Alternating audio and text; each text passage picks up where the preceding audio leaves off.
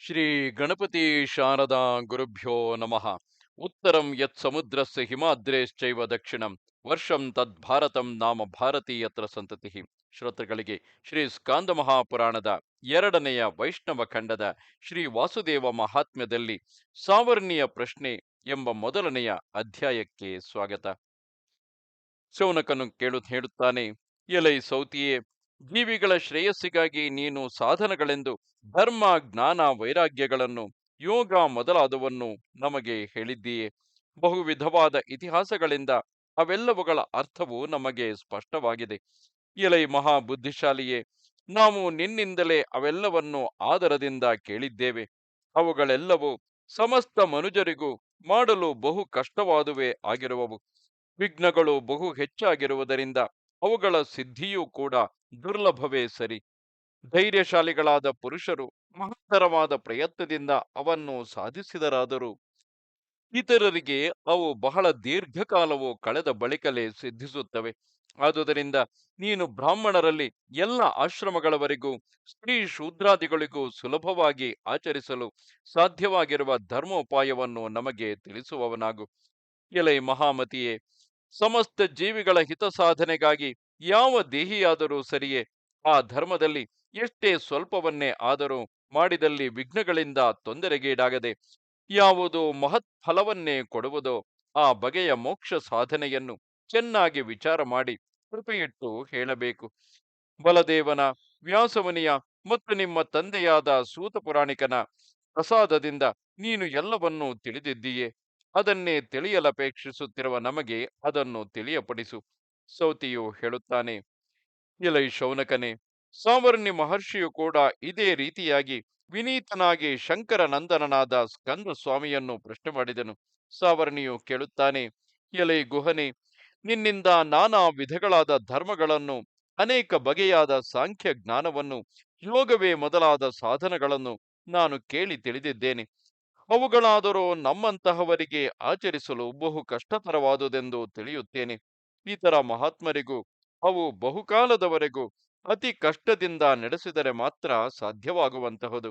ಆದುದರಿಂದ ವರ್ಣಾಶ್ರಮವಂತರಿಗೆ ಶ್ರೇಯಸ್ಸನ್ನು ಉಂಟು ಮಾಡುವುದು, ಸುಖಕರವಾಗಿರುವುದು ಆದುದು ಯಾವುದೋ ಅಂತಹ ಶ್ರೇಷ್ಠತಮವಾದ ಸಾಧನವನ್ನು ಈಗ ನನಗೆ ತಿಳಿಸು.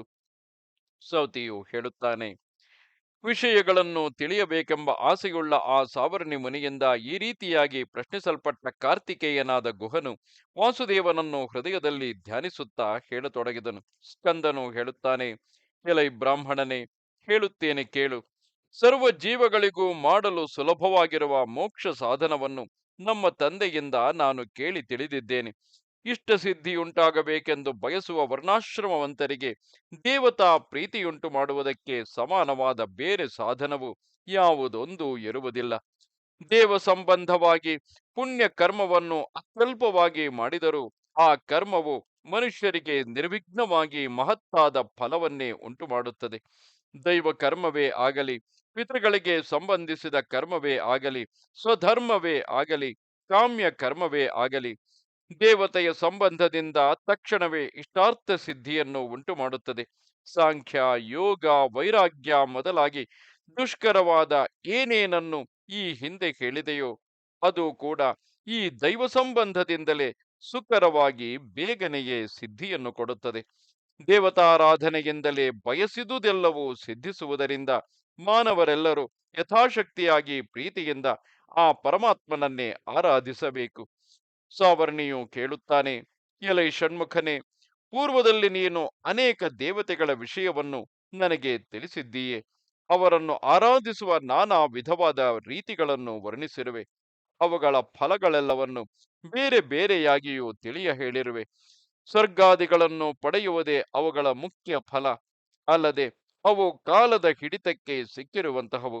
ನಿವೃತ್ತಿ ಧರ್ಮಿಗಳಾದ ಯೋಗಿಗಳಿಗೆ ಬ್ರಹ್ಮಾದಿ ಉಪಾಸನೆಯ ಫಲವಾಗಿ ಜೀವಾದಿ ಲೋಕಗಳು ದೊರೆಯುತ್ತವೆ.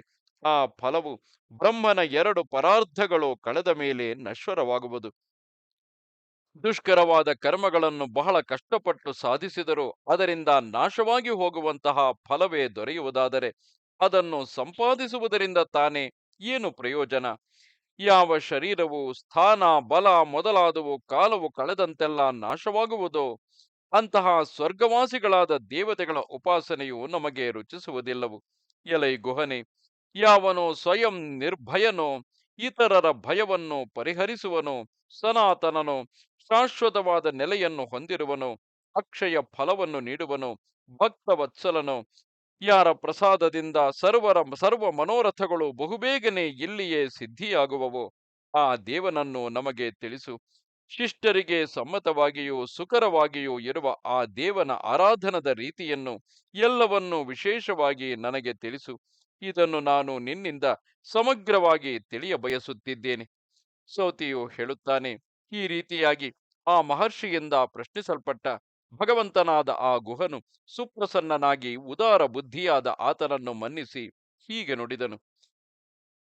ಇಲ್ಲಿಗೆ 81,000 ಶ್ಲೋಕಗಳ ಸಂಹಿತೆಯೆಂದು ಪ್ರಸಿದ್ಧವಾದ ಶ್ರೀ ಸ್ಕಾಂದ ಮಹಾಪುರಾಣದ 2ನೆಯ ವೈಷ್ಣವ ಖಂಡದ ಶ್ರೀ ವಾಸುದೇವ ಮಹಾತ್ಮ್ಯದಲ್ಲಿ ಸಾವರ್ಣಿಯ ಪ್ರಶ್ನೆ ಎಂಬ ಮೊದಲನೆಯ ಅಧ್ಯಾಯವು ಮುಗಿದುದು. ನಮಸ್ತೆ ಶಾರದೆ ದೇವಿ, ಕಾಶ್ಮೀರ ಪುರವಾಸಿನಿ, ತ್ವಾಮಹಂ ಪ್ರಾರ್ಥೆಯೇ ನಿತ್ಯಂ, ವಿದ್ಯಾದಾನಂಚ ದೇಹಿಮೆ. ನಮಸ್ಕಾರ.